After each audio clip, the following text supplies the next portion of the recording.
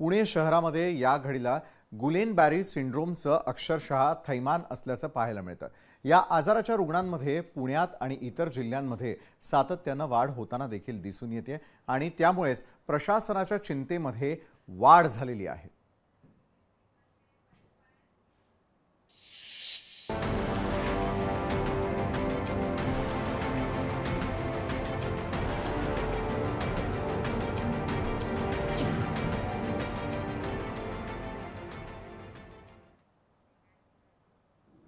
पुण्यामध्ये Gulen Barré syndrome या आजाराचे रुग्ण चांगलेच वाढलेले आहेत। एकूण 43 महिला आणि 24 महिलांना या सिंड्रोमचा संसर्ग झाल्याची माहिती देखील मिळते।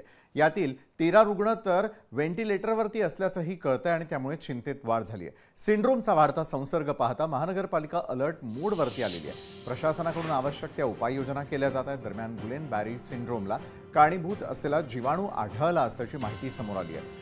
कॉम्पिलोबॅक्टर जेजुनी असं या जीवाणूचं नाव आहे। हा जीवाणू दूषित पाण्याच्या माध्यमातून पसरतो, तर याविषयी अधिक माहिती आपल्याला सातत्याने घ्यायची आहेच। मात्र याच महत्त्वाच्या विषयावरती आपण आज चर्चा देखील करणार आहोत। या चर्चेमध्ये आपल्यासोबत डॉक्टर अविनाश भोंडवे जोडले गेलेले आहेत। डॉक्टर, खूप खूप स्वागत आपलं।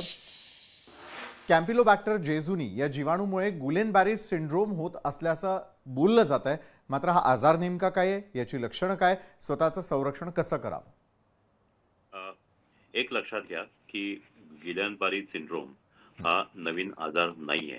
बरं। आणि आता आपल्याला जे जाहीर झालंय की या रुग्णांमध्ये हा कॅम्पिलोबॅक्टर जेजुनी हा जीवाणू सापडला। त्या जीवाणूमुळे हा डायरेक्टली होत नाही। बरं। हा जो जीवाणू आहे हा दूषित पाण्यामध्ये, दूषित अन्नामध्ये असतो। ते दूषित अन्न ज्यावेळेला आपण प्राशन करतो किंवा आपण खातो, त्यानंतर उलट्या जुलाबांचे आजार होतात। हे आजार बरे होतात, परंतु ह्या आजाराशी लढत असताना आपल्या शरीराची जी प्रतिकार शक्ती असते त्याच्यामध्ये अचानक काही बदल होतात आणि ते आपल्या शरीरातल्या अवयवांना काही त्रास देऊ शकतात, विशेषतः मज्जातंतूंना। आता हा जो आजार आहे हा आजार या पद्धतीने पोस्ट इन्फेक्टिव्ह म्हणजे हे इन्फेक्शन झाल्यानंतर उद्भवतो, ते बरं झाल्यानंतर उद्भवतो, परंतु हा ऑटो इम्यून आहे। हा शरीरामध्ये जीवाणू पसरल्यामुळे हा होत नाही, तर जीवाणूमुळे आपल्या प्रतिकार शक्तीमध्ये काही बदल झाल्यामुळे हा त्रास होतो, हे लक्षात घ्या। हां, आता यामध्ये दुसरी गोष्ट अशी आहे की कॅम्पिलोबॅक्टर जेजुनी हा एक जीवाणू सापडलाय, पण याही पूर्वी हा आजार साधारणतः हा जो आजार आहे हा 1916 साली शोधला गेला। अनेक दशक म्हणजे एक शतकाहून अधिक हा वैद्यकीय शास्त्राला माहिती आहे आणि हा अनेकदा हा दिसत असतो। फक्त पोस्ट इन्फेक्टिव्ह मध्ये वेगवेगळे जे जीवाणू किंवा विषाणू असतात ते आता सुद्धा आजारांमध्ये नोरो व्हायरस नावाचा एक विषाणू सुद्धा काही रुग्णांमध्ये सापडलेला आहे। त्याचप्रमाणे कोविडच्या काळात सुद्धा पोस्ट कोविड गिल्या बॅरी सिंड्रोम सुद्धा अनेक रुग्णांमध्ये सापडला होता। सर्दी खोकल्यापासून अनेक प्रकारच्या इन्फेक्शन मध्ये हा होतो।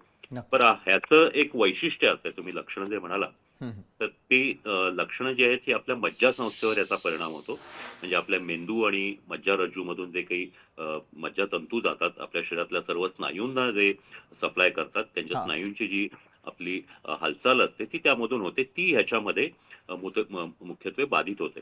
आता यामध्ये एक असं पाहिलं गेलं की हे पायापासून वरपर्यंत म्हणजे असेंडिंग टाईप हा बऱ्याचदा दिसतो। म्हणजे आधी पायांचे स्नायू हे कमजोर होतात, त्या माणसाला उभं राहता येत नाही, चालताना तोल जातो। नंतर ते पूर्ण हे झाल्यानंतर त्याला चालणंही अशक्य होतं। ते थोडं वर गेल्यानंतर आपल्या शरीरामध्ये कमरेच्या मणक्यापासून जे काही मज्जातंतू असतात ते आपलं मूत्र विसर्जन आणि शौच विसर्जन कंट्रोल करतात, ते बाधित झाल्यामुळे तेही त्याला करता येत नाही। आणि सर्वात विशेष म्हणजे ज्यावेळेला तो अजूनही वर जातो त्यावेळेला श्वसन संस्थेचे जे स्नायू असतात, विशेषतः आपल्या बरगड्यांचे स्नायू, मानेचे स्नायू, ज्याच्यामुळे आपण श्वास घेऊ शकतो, तर ते बंद होऊन मग त्या माणसाचा श्वास बंद होऊ शकतो आणि रेस्पिरेटरी पॅरालिसिस होऊ शकतो। नक्कीच गुलेन बॅरी सिंड्रोम बाबत इतकी महत्त्वाची माहिती तुम्ही आमच्यापर्यंत पोहोचवली, त्यासाठी धन्यवाद। लोकशाही मराठी ऐका, पहा, जागरूक रहा।